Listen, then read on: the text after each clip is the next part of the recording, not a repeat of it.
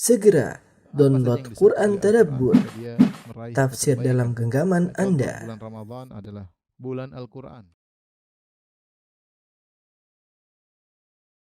Bismillahirrahmanirrahim. Assalamualaikum warahmatullahi wabarakatuh. Alhamdulillahi ala ihsanih wa syukru lahu ala taufiqihi wa amtinani wa asyhadu an la ilaha illallah wahdahu la syarika lahu ta'ziman li sya'ni wa asyhadu anna Muhammadan abduhu wa rasuluhu da'ila ridwani. Allahumma salli alaihi wa ala alihi wa ashabihi wa ikhwani.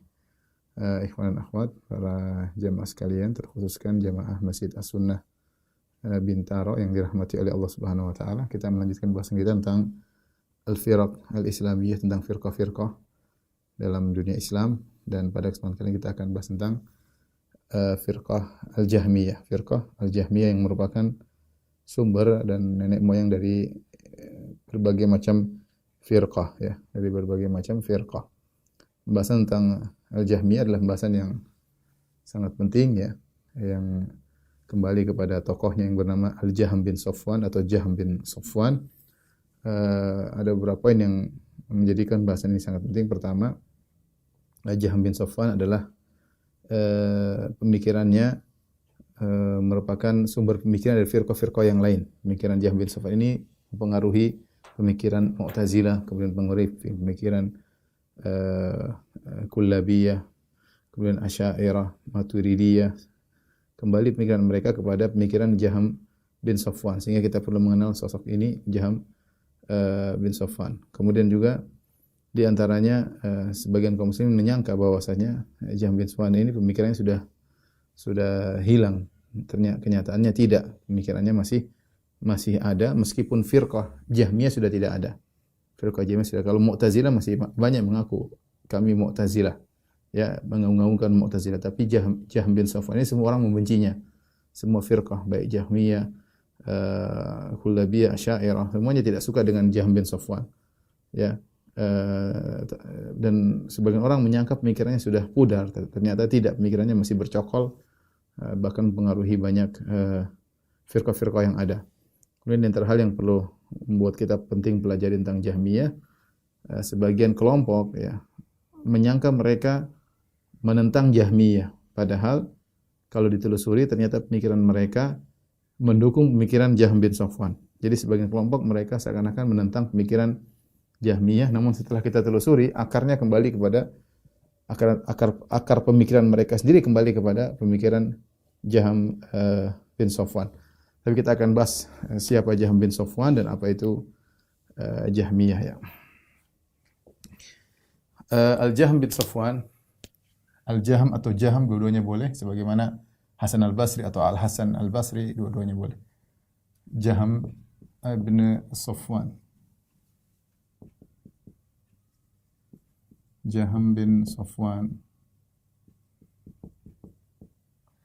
Jahm bin Safwan, dia asalnya adalah orang Ajam, tetapi kemudian dinisbahkan kepada salah satu dari kabilah Arab, ya, karena dia asalnya budak dimerdekakan. Jahm bin Safwan, ada yang mengatakan asalnya dari Samarkand, ada yang mengatakan dari Tirmidz. Intinya dia di Syarq, di Masyriq, berkembang Jahm bin Safwan di bagian timur, ya. Kemudian akhirnya dia mengembangkan pemikiran Jahmiyah dan akhirnya dibunuh pada sekitar tahun 128 Hijriah oleh Salim bin Al-Ahwas, salah seorang pejabat di zaman tersebut, atas perintah Hisham bin Abdul Malik. Jahm bin Safwan, ya, mengambil pemikirannya, ya, sumber pemikirannya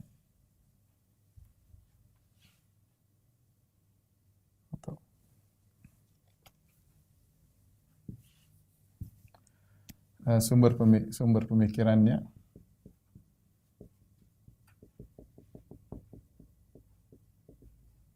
disebutkan oleh para ulama, ada beberapa di antaranya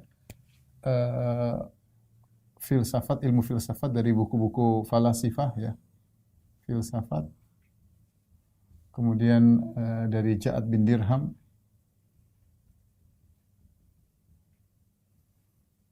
kemudian juga dari kelompok namanya As-Sumaniyah, ya. As-Sumaniyah ini adalah suatu kelompok dari India yang sempat melakukan perdebatan dengan Ja'ad bin Dirham. Ya. Adapun filsafat sangat nampak disebutkan oleh Imam Ahmad dan yang lainnya, takallama bi kalamil mutakallimin. Mereka menyebutkan ketika menyebutkan biografi Jaham bin Safwan, sebutkan takallama bi kalamil mutakallimin, yaitu berbicara dengan pembicaraan ahlul kalam, yaitu pembicaraan ahli filsafat. Terutama sangat nampak ketika Jaham bin Safwan mempersyaratkan Tuhan tidak boleh mengalami perubahan, dan itu adalah diambil dari pemikiran Aristoteles dan juga Plato, bahwasanya causa prima atau penyebab atau Tuhan pencipta alam semesta ini tidak boleh ada perubahan. Dia harus statis dan tidak boleh dinamis sama sekali, tidak boleh ada gerakan sama sekali, dan itu diambil dari pemikiran Plato dan Aristoteles. Ya. Ini contoh dari pemikiran Aristoteles atau Plato, bahwasanya Tuhan tidak boleh bergerak, ya. Harus statis, atau Tuhan harus statis.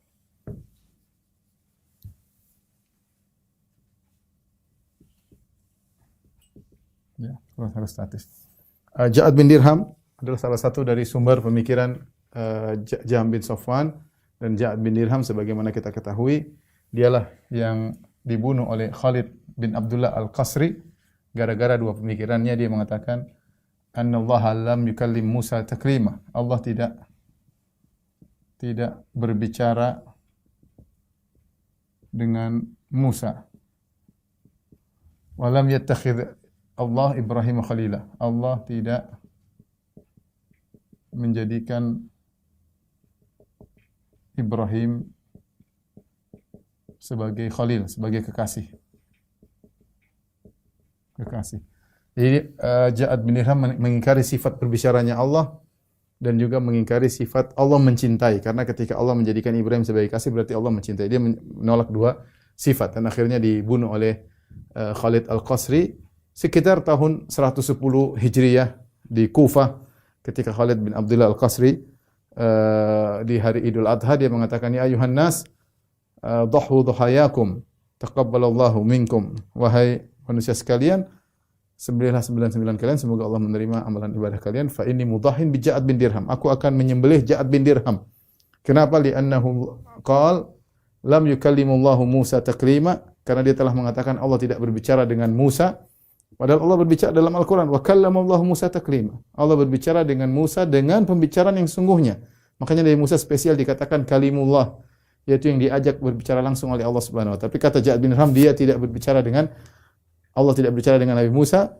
Kemudian dia mengingkari ayat yang lain, firman Allah, wattakhadallahu Ibrahim khalila. Allah menjadikan Ibrahim sebagai kasihnya. Kata Ja'ad bin Dirham, walam yattakhidillahu Ibrahim khalila. Allah tidak pernah menjadikan Ibrahim sebagai kasihnya. Gara-gara dia menolak dua ayat ini, akhirnya dia dikafirkan dan dibunuh oleh Khalid bin Abdullah Al-Qasri rahimahullahu taala sekitar tahun 110 Hijriah. Ada khilaf, ada yang mengatakan 124 Hijriah sebagian pendapat Ibnu Katsir, namun dibantah oleh sebagian ulama karena 124 Hijriah Khalid bin Al-Qasri sudah selesai pemerintahannya sebelumnya, sekitar 110 Hijriah. Kemudian di antara sumber Jaham bin Safwan di antaranya adalah Yahudi, ya, atau Sumaniyah lah, Sumaniyah, ya. Nanti mungkin kita akan bahas. Sumaniyah adalah suatu firqah dari India. Sebagian dari mereka ada yang menyembah patung Buddha, yang mereka adalah Dahriyah, meyakini bahwasanya tidak ada hari kebangkitan, dan mereka meyakini adanya bahwasanya ada reinkarnasi, bahwasanya manusia setelah mati akan dibangkitkan lagi dalam kehidupan berikutnya, terkadang dalam bentuk manusia yang lain, terkadang dalam bentuk hewan dan yang lainnya. Dan terjadi dialog antara Jaham bin Safwan dengan Sumaniyah. Jadi kelompok Sumaniyah dari India ini disebutkan oleh Imam Ahmad tentang kisah perdebatan disebut oleh para ulama, perdebatan antara Ja'ad bin Dirham dengan antara Jaham bin Safwan dengan kelompok Sumaniyah. Jadi ketemulah dengan Jaham bin Safwan, terjadi diskusi waktu itu. Kemudian karena Jaham bin Safwan suka berjidal, ya, Maka Sumaniyah bertanya, siapa yang kau sembah? Kata Jahm bin Safwan, Allah. Maka Sumaniyah berkata, apa kau melihatnya? Apa kau menyentuhnya? Apa kau mendengarnya? Apa kau menciumnya? Apa kau merasakannya? Jahm bin Safwan mengatakan tidak. Kalau gitu kau tidak menyembah sesuatu pun. Gara-gara diskusi dan Jahm tidak bisa membantah Sumaniyah, bilang kau tidak menyembah sesuatu pun. Akhirnya dia tidak sholat 40 hari. Dia tidak sholat 40 hari. Sampai dia mengatakan aku tidak salat karena aku belum mengenal siapa Tuhanku. Sampai akhirnya kemudian dia terbawa dengan syubhat dari Sumaniyah sehingga dia mengatakan Tuhanku memang tidak kelihatan dan tidak boleh terlihat dan tidak boleh ditangkap oleh indera sama sekali. Jadi Jahm bin Safwan terbawa dengan pertanyaan Sumaniyah dan akhirnya dia menjawab dengan membuat takrir penetapan bahwasanya Tuhanku memang tidak bisa ditangkap oleh panca indera. Ya, sehingga terjebaklah Jahm, dia mengatakan Tuhanku, kata Jahm, Tuhanku tidak bisa ditangkap oleh panca indera.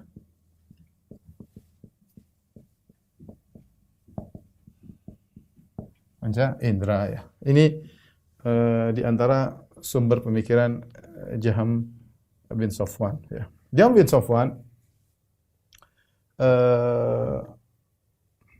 khilaf tentang apakah dia kafir atau tidak, dan banyak ulama mengkafirkan Jahm bin Safwan karena sumber kerusakan semua kembali kepada dia. Kita akan sebutkan pemikiran-pemikiran Jahm bin Safwan, dan dia akhirnya dibunuh ya oleh Salam al-Ahwas ya.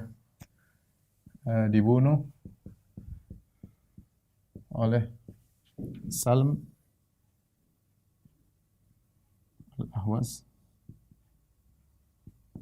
al-Ahwas tahun 128 Hijriah. Sebabnya ada dua disebut oleh para ulama. Sebabnya diperintahkan oleh Hisham bin Abdul Malik karena dua sebab.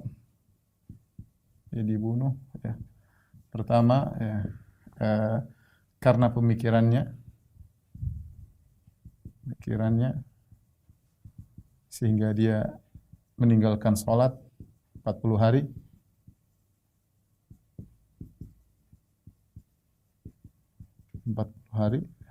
Yang kedua, dia ikut memberontak ya,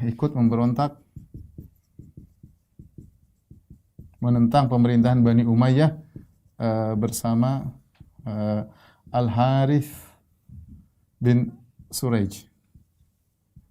Ya, dia ikut memberontak. Hanya dengan dua sebab ini dia pun dibunuh pada tahun 128 Hijriah. Akan tapi Jahm bin Safwan pemikirannya tetap berlanjut ya. Jadi dari Ja'ad bin Dirham lari ke Jahm bin Safwan. Ini diantaranya lari ke Jahm bin Safwan. Kemudian Jahm bin Safwan pemikirannya diambil oleh Bishr al-Marrisi ya. Diambil oleh Bishr bin Ghiyath al-Marrisi. Bishr bin Ghiyath al-Marrisi ini asalnya al-Marrisi adalah salah seorang ahli fikih, tetapi dia banyak membaca pemikiran ahlul kalam sehingga dia terpengaruh dan dia pun belajar dari pemikiran Jahm bin Safwan. Dia tidak bertemu dengan Jahm bin Safwan, tetapi dia terbawa dengan pemikiran Jahm bin Safwan, makanya dia dibantah oleh Darimi dalam kitabnya misalnya Ar-Rad ala Bishr al-Marrisi ya. Satunya lagi Naqdud Darimi ala Bishr al-Marrisi, kalau tidak salah dua buku ya, membantah Bishr bin Ghiyath al-Marrisi. Dan Bishr bin Ghiyath al-Marrisi dia wafat 218 Hijriah ya. Kemudian pemikiran Bishr al-Marrisi dilanjutkan oleh Ahmad bin Abi Du'ad ya. Ahmad bin Abi Du'ad yang wafat 240 Hijriah.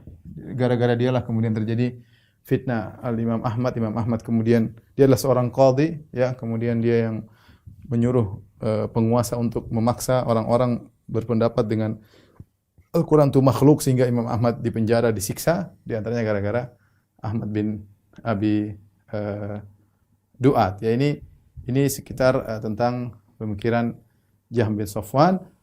Jadi Jahm bin Safwan ya adalah seorang yang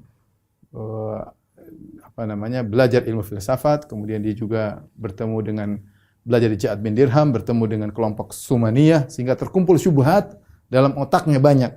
Sehingga akhirnya dia memiliki produk-produk pemikiran yang nanti akan kita sebutkan setelah ini, yang kemudian diwariskan kepada Bishr bin Giyas al-Marisi, kemudian Ahmad bin Abi Duat, kemudian akan diikuti oleh firqah-firqah yang lain. Dia sudah meninggal, Jahm bin Safwan, tetapi pemikirannya masih terus tersebar hingga saat ini ya. Pemikirannya bisa kita bagi dua.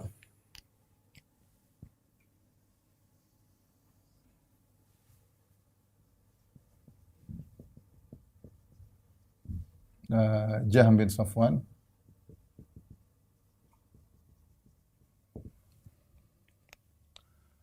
Pertama adalah pemikiran yang dia bersendirian. Pemikiran-pemikiran yang dia sendiri berpendapat dengan sendirian ya. Berpendapat dengannya.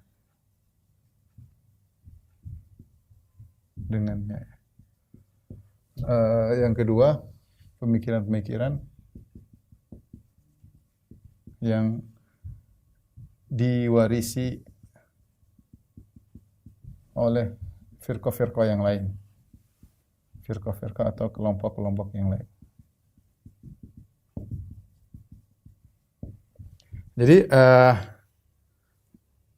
Jadi Bishr bin Giyas al-Marisi, Ahmad bin Abi Duat ini disebut dengan Jahmiyah ya. Disebut dengan Jahmiyah.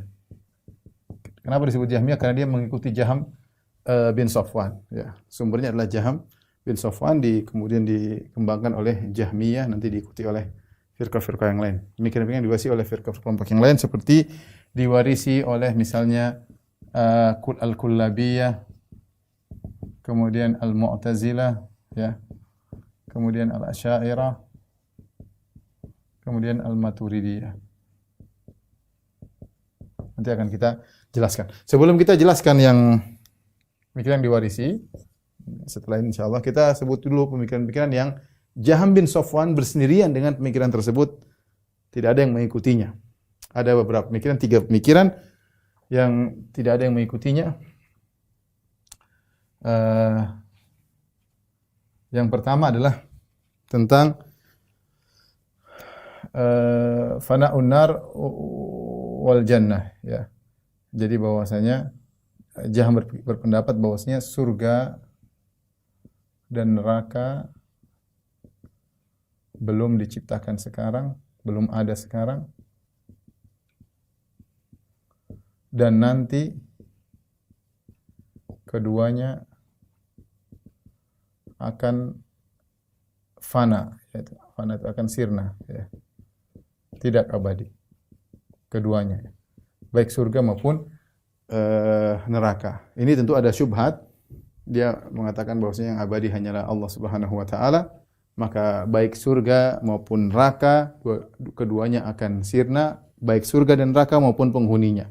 Dia berpendapat sekarang surga dan neraka belum ada, nanti akan diciptakan. Setelah diciptakan nanti penghujungnya akan sirna, tidak akan abadi, baik surga dan nerakanya maupun penghuninya, Maka ini pemikiran ini tidak ada yang mengikuti Jahm bin Safwan.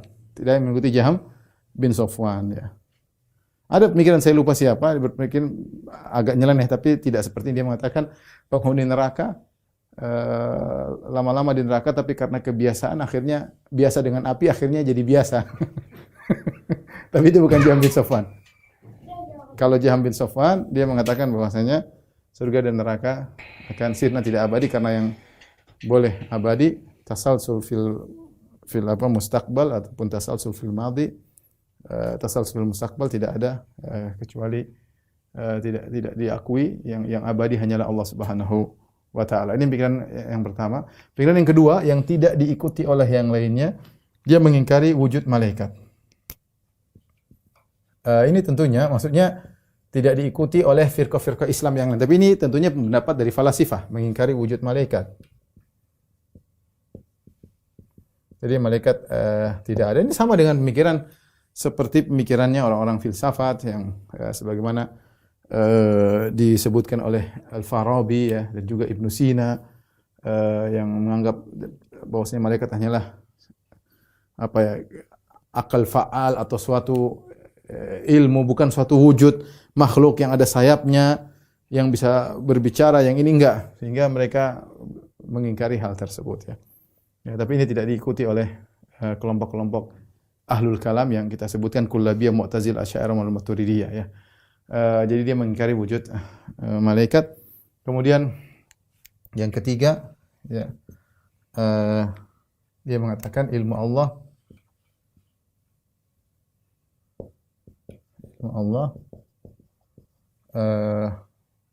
tidak azali,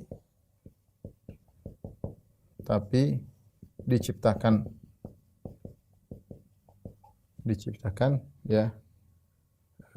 Ilmu Allah tidak azali tapi diciptakan. Dan ini kembali kepada syubhat, bahwasanya syubhatnya falasifah bahwasanya Allah harus statis. Allah harus statis. Kata dia begini ya. Mudah-mudahan antum pahamnya. Kata dia, kalau Allah punya ilmu azali, bahwasanya misalnya Allah punya ilmu bahwasanya Masjid As-Sunnah akan didirikan di Bintaro, dibangun di Bintaro. Dulu kan Masjid As-Sunnah belum ada, 1000 tahun yang lalu belum ada ya. Masjid As-Sunnah belum ada, penghuninya pun belum ada semuanya. Tapi Allah dalam ilmu azali Allah akan dibangun Masjid As-Sunnah pada tahun sekian. Ini ilmu azali. Kemudian Masjid As-Sunnah pada tahun misalnya sekian tersebut, tahun 1900 sekian atau tahun 2000 sekian dibangun.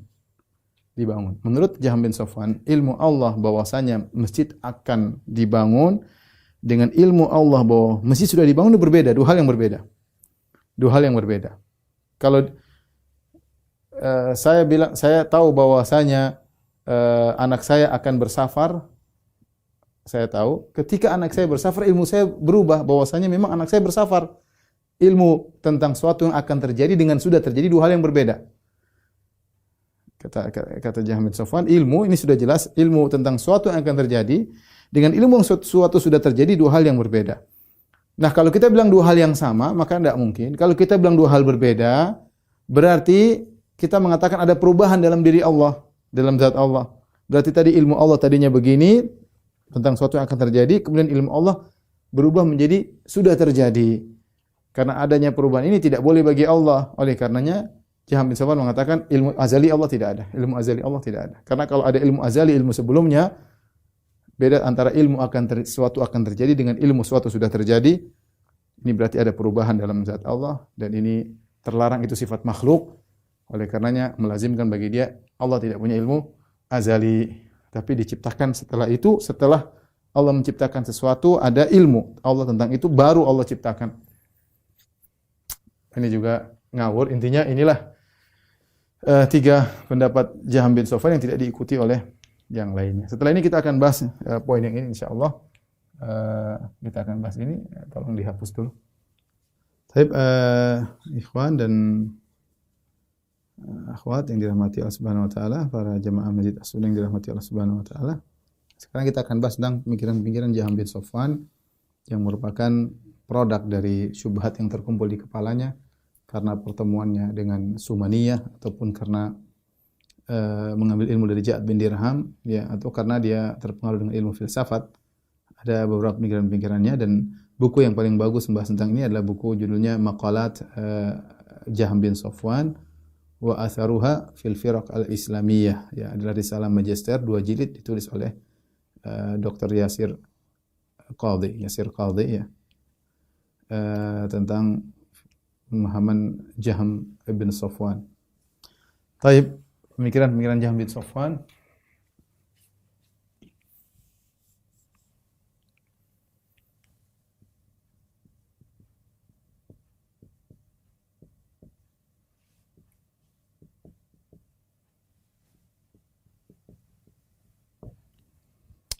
Pemikirannya banyak sekali yang akhirnya memberi pengaruh kepada yang lainnya, namun di antaranya saya sebutkan misalnya dari kanannya.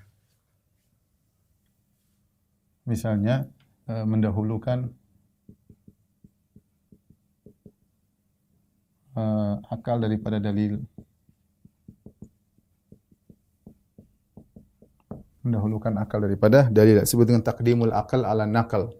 Dan kita sangat lihat dari produk-produk Jahm bin Safwan, pemikirannya rata-rata menggunakan akal ya.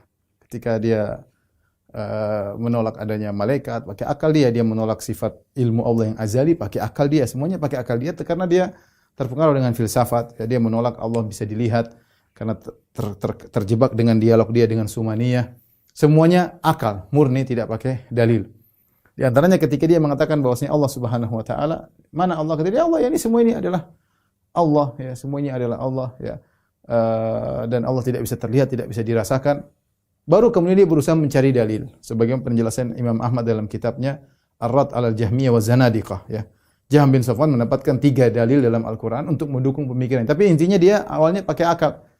Dia saya mendapatkan 3 ayat yang mendukung pemikirannya, yaitu firman Allah Subhanahu wa taala, "Laisa kamitslihi syai'." Allah tidak sama dengan yang lainnya, berarti yang lainnya bisa dilihat, mungkin dirasakan, Allah tidak. Menurut dia, Allah tidak bisa dirasakan.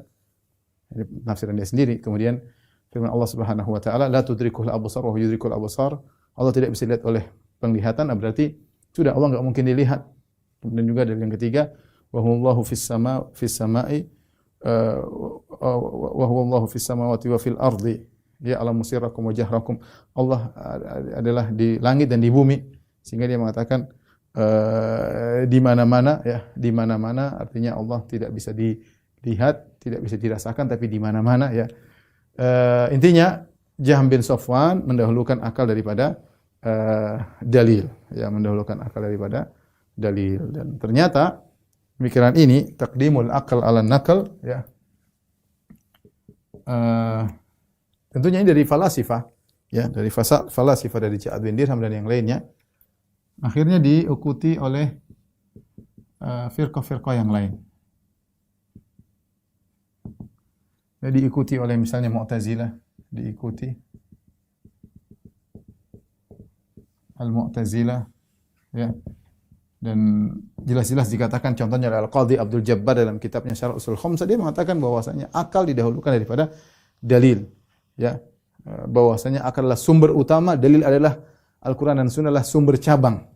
Maka ketika sumber utama bertentangan dengan sumber cabang, maka yang utama harus didahulukan. Ini sudah saya bahas dalam pembahasan tersendiri ketika saya membahas tentang ajaran mazhab Imam Syafi'i yang ditinggalkan. Kalau ingin tahu bisa kembali kepada klip video di YouTube tentang masalah itu. Tapi saya ingin hanya menyampaikan bahwa ini diikuti oleh Mu'tazilah dan juga diikuti oleh Asy'ariyah, ya. Syairah, ya, bagaimana akal didahulukan daripada dalil, ya, sampai-sampai Al-Amidi menyebutkan dalam kitabnya, dia mengatakan, amma qaulul Hasyawiyah, adapun perkataan Hasyawiyah maksudnya dia mungkin ngejek Ahlus Sunnah, yang mengatakan bahwasanya tidak ada dalil untuk mencapai kepada la tariqa ilal matlub illa bil kitab was sunnah. Kata dia mengatakan, adapun perkataan mereka tidak ada jalan untuk mencapai sesuatu yang dicari kecuali Al-Quran dan Sunnah, fi ghayatil butlan. Kata dia adalah perkataan yang sangat batil. Ya, bayangkan dia mengatakan perkataan kita harus beragama dengan Al-Quran dan Sunnah adalah perkataan yang batil, kata dia. Bahkan di puncak kebatilan. Ya, karena dia menurut dia akal harus nomor 1, ya. Kemudian akhirnya datanglah Ar-Razi membuat Al-Qanunul Kulli, taqdimul akal ala nakal, bahwasanya akal kalau bertentangan dengan dalil harus didahulukan akal, dan dibantah oleh Ibnu Taimiyah dalam kitabnya Dar'u Ta'arudil Aqal wan Naql yang dicetak sekarang sekitar 9 jilid atau 10 jilid.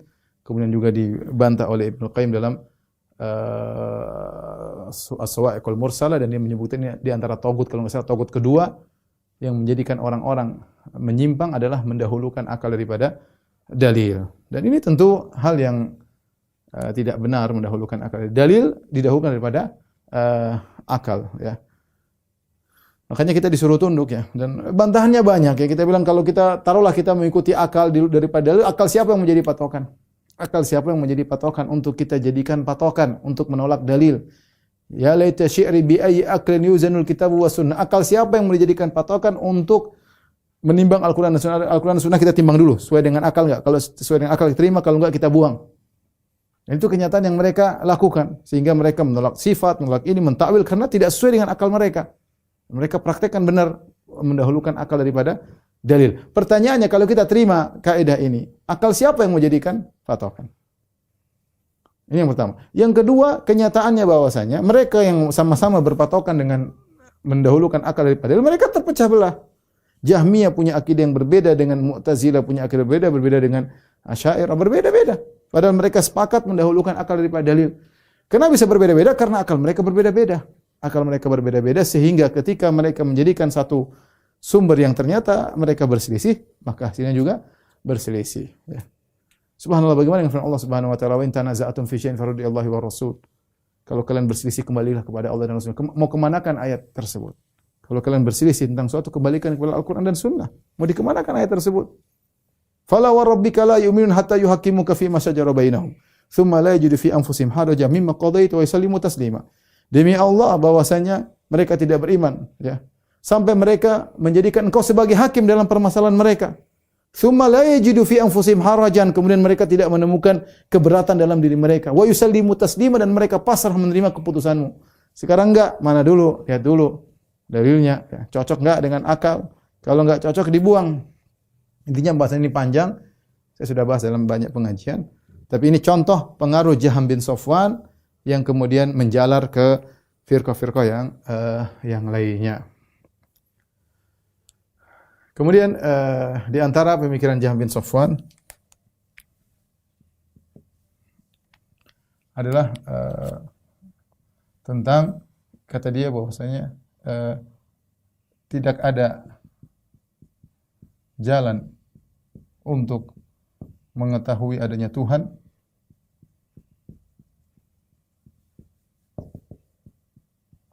kecuali dengan dalil a'rad, ya.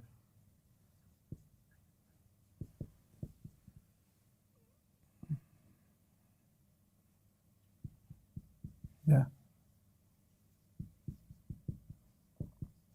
Jadi dia mengatakan tidak mungkin kita mengetahui adanya Tuhan kecuali dengan dalil a'rad. Dalil a'rad itu sudah kita bahas berulang-ulang, yaitu dalil bahwasanya untuk mengetahui adanya Tuhan kita harus tahu tentang a'rad dan ajsam, bahwasanya makhluk alam semesta ini terdiri di atas ajsam dan a'rad. Ajsam maksudnya fisik, ya, kemudian a'rad ini sifat-sifat, dan di antara sifat-sifat jism dia mengalami a'rad. Ini saya tidak ingin ulang lagi karena pembahasan panjang lebar. Intinya dia menyimpulkan bahwasanya untuk mengetahui Tuhan, Tuhan itu tidak berajsam dan tidak bera'rad, ya, dan ini dalil diikuti oleh firqah-firqah seluruhnya, diikuti oleh Mu'tazilah. Ini sudah saya bahas dalam Syarah Aqidah Wasithiyah, diikuti oleh Asy'ariyah, kemudian diikuti juga oleh Maturidiyah, Kullabiyah dan yang lainnya. Meskipun nanti mereka berselisih pendapat, sepakat dengan dalil a'rad, tapi penerapannya dalam menolak sifat mereka berselisih. Dan ini bantahannya juga panjang, bahwasanya untuk mengetahui adanya Allah tidak perlu pakai dalil ini, masih banyak dalil bahwasanya Allah itu ada. Saya ada pembahasan dalam YouTube juga, judulnya Dalil Adanya Allah. Saya sebutkan beberapa banyak dalil di situ bahwasanya Allah itu ada, ya, dengan dalil logika, dengan dalil fitrah, ya. Bukan dalil ini, dalil a'rad, al-ajsam. Makanya mereka membuka buku-buku akidah mereka dengan dalil ini, karena ini pembahasan tentang masalah Tuhan. Tuhan itu ada, bagaimana tahunya dengan a'rad wal ajsam. Bantahan sangat mudah, banyak bantahannya, tapi di antaranya ini dalil tidak dikenal oleh para sahabat. Abu Bakar radhiyallahu anhu, Umar bin Khattab, Imam Syafi'i, Imam Malik, Imam Ahmad tidak pernah bicara tentang dalil, padahal mengetahui adanya Tuhan sangat penting, ya. Kalau ini dalil memang urgen, harusnya mereka tahu, paling tidak Abu Bakar, Umar, antum aja mungkin baru pertama kali dengar dalil ini, bahwasanya untuk mengetahui Tuhan harus tahu adanya a'rad dan ajsam. Antum dari kecil lahir enggak pernah tahu akan hal ini, tapi antum sudah percaya dengan adanya Tuhan, ya. Banyak hal, jadi ini diantaranya pemikiran Jaham bin Safwan yang menjalar ke firqah-firqah yang lainnya. Di antaranya pemikiran Jaham bin Safwan, dia mengatakan iman adalah ma'rifah. Ma'rifah itu mengetahui, ya, mengetahui. Dan kufur adalah al-jahl billah. Kebodohan, tidak tahu tentang Allah, ya, tentang Allah.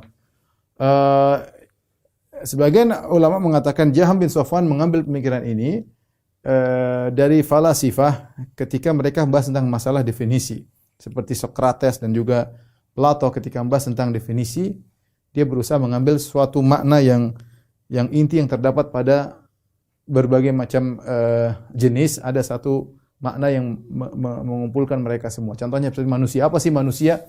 Apa sih sifat? Apa sih definisi manusia? Definisi manusia yang definisi ini menggabungkan antara Joni dengan Agus dan Panca dengan Joko dan yang lainnya ya. Sehingga mereka mencari makna yang terkandung yang bisa mewakili manusia itu apa ya. Ada yang mengatakan manusia intinya kembali berakal misalnya. Berakal ya, berakal ya. Natek berakal ya. Ini membedakan manusia dengan hewan-hewan dan inilah sifat utama akal misalnya. Ini contoh dia kemudian berbicara tentang iman sehingga dia melihat intisari daripada iman adalah ma'rifah billah, mengenal Allah Subhanahu wa taala. Menurut pemikiran dia, Jahm bin Safwan. Sehingga dia mengatakan bahwasanya iman adalah al-ma'rifah, mengenal Allah Subhanahu wa taala. Kafir itu apa? Kafir kalau tidak mengenal Allah itu baru kafir.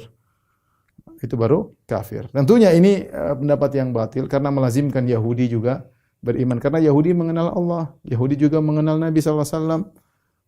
Iblis juga mengenal Allah ya. Fir'aun juga mengenal Allah ya. Wajahadu biha wastaiqanatha anfusuhum zulman wa uluwa. Mereka menolak dengan lisan tapi hati mereka meyakini. Jadi kata dia bahwasanya namanya iman adalah ma'rifah dan kufur adalah kejahilan. Dan ini mempengaruhi pemikiran Asy'ariyah. Mengaruhi pemikiran sebagian Asy'ariyah.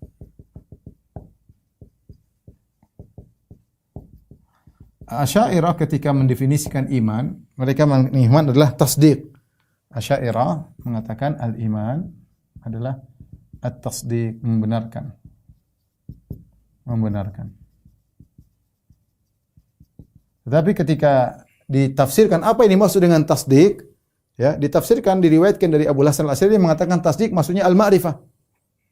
Dia menafsirkan tasdiq dengan al-ma'rifah.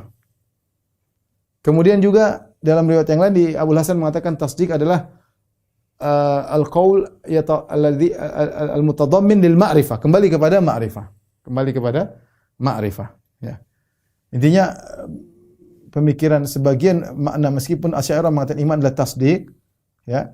Tapi tasdik ini ditafsirkan oleh sebagian Asy'ariyah dengan ma'rifah sehingga kembalilah pemikiran mereka kepada pemikiran Jahm bin Safwan. Jahm bin Safwan ini bahasanya panjang dan lebar. Bagaimana sebagian mereka tidak mampu membedakan antara tasdik dengan ma'rifah ya. Dalam artian membenarkan tasdik.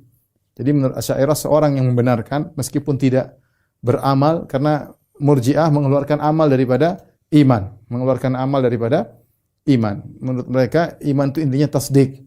Ya, seorang kalau tidak beramal, tidak berkata-kata, ya tidak beramal, maka dia tetap dikatakan apa?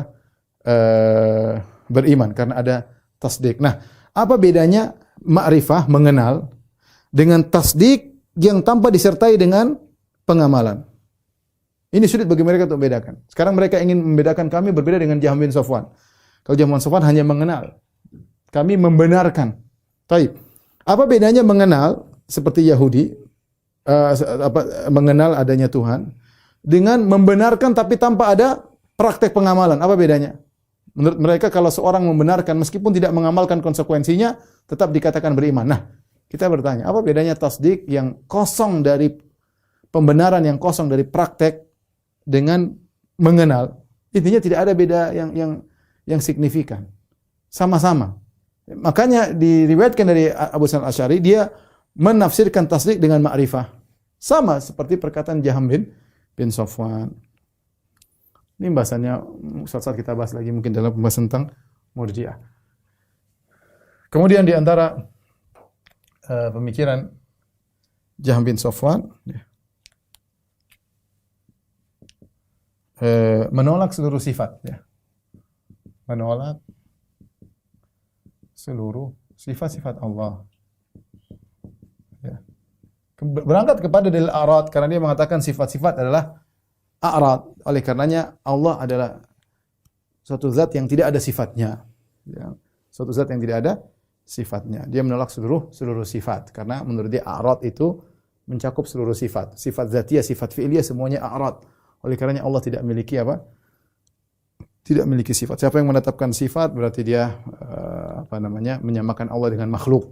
Karena makhluklah yang memiliki sifat-sifat ya.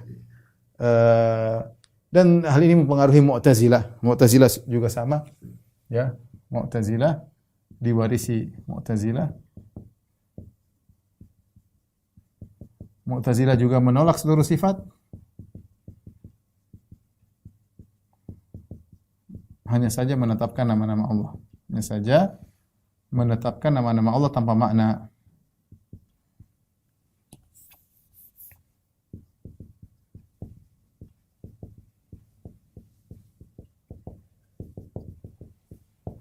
Tanpa makna. Ini saya tidak membahas lagi karena ini pembahasan sudah saya ulang-ulang dalam akidah wasitiyah. Saya hanya memberi isyarat-isyarat saja ya. Adapun Asy'ariyah maka khilaf di kalangan mereka dan kita sudah bahas dalam akidah wasitiyah. Kemudian di antara pemikiran Jahm bin Safwan yang kelima ya, yaitu menyatakan Al-Quran adalah makhluk. Al-Quran adalah makhluk. Al-Quran adalah makhluk ya. Karena Al-Quran adalah Allah berbicara adalah sifat sama. Sudah kita katakan Ja'ad bin Dirham mengatakan lam yukallimillahu Musa taklima. Allah tidak pernah bicara dengan Nabi Musa ya. Sehingga Allah tidak punya sifat berbicara. Karena kalau punya sifat berbicara Allah makhluk karena sifat berbicara adalah a'rad. Dan itu sifat makhluk, tidak pantas kalau Allah bisa berbicara, maka Allah jisim. Kalau Allah jisim, Allah makhluk. Ini syubhat intinya.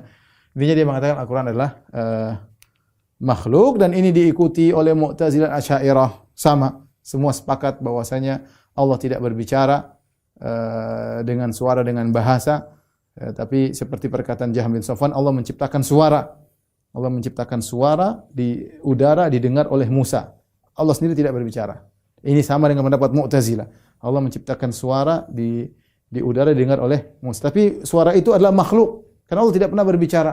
Tidak pernah berbicara. Dan sama. Dan ini ternyata ditelusuri kembali kepada pendapat seorang Yahudi namanya Philo. Ya. Philo dari Yahudi. Ya. Dia mengatakan Musa, ketika dia menafsirkan tentang Taurat, dia mengatakan Allah berbicara dengan Musa. Allah tidak berbicara langsung. Tapi Allah menciptakan perkataan di udara didengar oleh Musa. Ya. Ini pemikiran kembali kepada pemikiran Yahudi ya. Intinya dia mengatakan Al-Quran itu adalah makhluk. Dan ini akidah tentu sangat berbahaya. Karena kalau kita bilang Al-Quran itu makhluk, padahal kita tahu Al-Quran adalah bagian dari ilmu Allah. Al-Quran adalah bagian daripada ilmu Allah. Allah tahu tentang apa yang akan dia bicarakan. Ketika Al-Quran itu makhluk, berarti ilmu Allah itu makhluk. Berarti kalau ilmu itu makhluk, berarti ilmu Allah baru diciptakan. Berarti Allah jahil sebelumnya. Saya ulangi. Di antara kelaziman batil dari perkataan Al-Quran itu makhluk, Al-Quran adalah bagian daripada ilmu Allah. Kalau ilmu Allah ternyata diciptakan, berarti sebelum diciptakan ilmu itu tidak ada. Berarti Allah jahil. Saya ulangi, berarti sebelum Al-Quran diciptakan, berarti ilmu itu belum diciptakan. Ketika ilmu itu belum diciptakan, berarti Allah jahil. Dan ini Jahm bin Safwan konsekuen dengan itu, dengan hal tersebut. Makanya dia mengatakan ilmu Allah diciptakan. Ya. Berarti kalau belum diciptakan belum ada ilmu dong. Berarti Allah jahil. Ini konsekuensi pertama. Konsekuensi kedua, ini disebut oleh para salaf.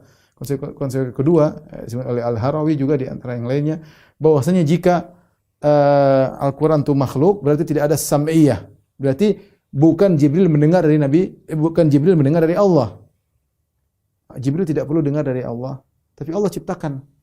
Ya, berarti tidak ada silsilah sanad dari Jibril kepada Allah Subhanahu wa taala. Ketika Al-Qur'an tersebut ternyata bukan silsilah sanad dari Jibril mendengar dari Allah Subhanahu wa taala, berarti dia tidak suci, tidak muqaddas. Sehingga hanya ciptaan Allah ciptakan ya. Sehingga ini bukan firman Allah yang harus kita agungkan, bisa ditambah-tambah, bisa ditafsirkan, bisa dikurangi.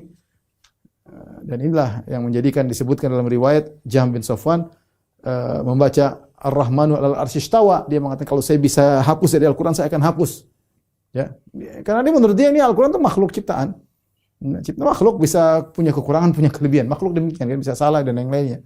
Sehingga dia mengatakan ketika kita mengatakan Al-Qur'an itu makhluk, maka hilanglah qadasah kesucian Al-Qur'an tersebut. Ini yang diambil orang liberal yang mengatakan firman Allah bukanlah bahasa Tuhan, Tuhan tidak punya bahasa, ini hanya karya Muhammad atau karya Jibril atau yang lainnya.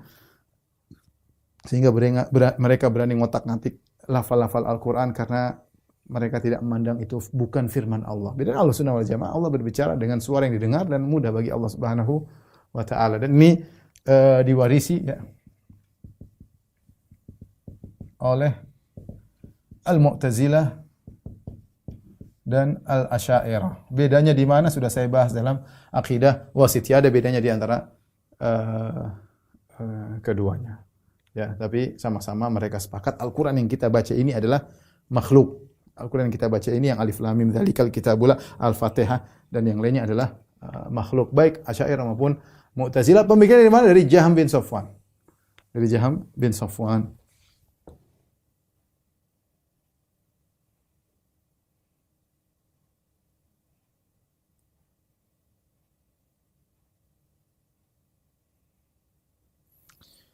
Di antaranya Jaham bin Safwan menolak nomor 6,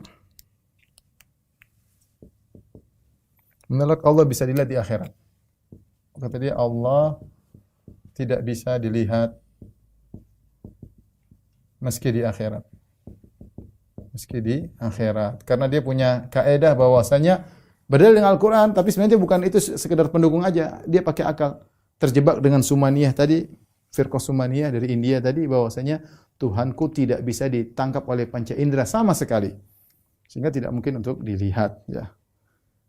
La tudrikul absar wa yudrikul absar, dia berdalil dengan surat Al-An'am, tapi ini sudah kita bantah juga dengan sifat Allah bisa dilihat, dan terlalu banyak dalil menunjukkan Allah bisa dilihat baik dari Al-Qur'an maupun Sunnah, pembahasannya tersendiri. Tapi ini contoh sehingga dia mengatakan Allah tidak bisa dilihat meski di akhirat. Ini diwarisi oleh Mu'tazilah.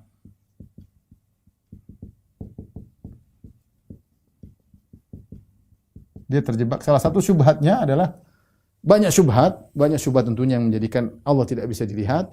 Di antaranya kalau Allah dilihat berarti ada fisiknya, berarti bisa pada arah tertentu, dan itu mereka tolak semuanya. Tapi intinya di antaranya dia terjebak dengan perdebatan dengan Sumaniyah yang mengatakan bahwasanya Tuhanku tidak bisa dirasakan oleh panca indera sama sekali. Di antaranya pemikiran Jaham bin Safwan menolak Allah di atas. Menolak Allah di atas dan menolak istiwa, menolak sifat istiwa. Ini diwarisi oleh banyak kelompok setelahnya. Kemudian di antara pemikiran Jaham bin Safwan ya berkaitan dengan hari kiamat adalah menolak azab kubur, kemudian mizan, kemudian sirat. Semua ditolak oleh Jaham bin Safwan. Ya, azab kubur kata dia tidak ada, tidak logis. Yang dia pakai logika, tidak ada logis. Bukti buka kuburan nggak ada dan macam-macam. Kemudian menolak mizan, kata dia mizan buat apa? Keyakinan dia bahwasanya iman semuanya sama, iman semua sama. Kalau gitu buat apa di mizan? Manusia cuma dua, mukmin atau kafir. Mukmin atau kafir. Kalau mukmin mengenal Allah, kalau kafir di neraka, dan iman la yazid wa la yanqus, iman tidak bisa turun, dan iman semuanya sama, semua orang beriman. Kalau gitu buat apa adanya mizan? Kalau itu buat apa adanya mizan? Ya, demikian juga sirat, tidak ada namanya apa sirat, tidak mungkin orang diuji lagi di akhirat, ya. Tidak. Kemudian juga dia menolak syafaat. Ya. Syafaat bagi pelaku dosa besar. Dosa besar dikeluarkan dari neraka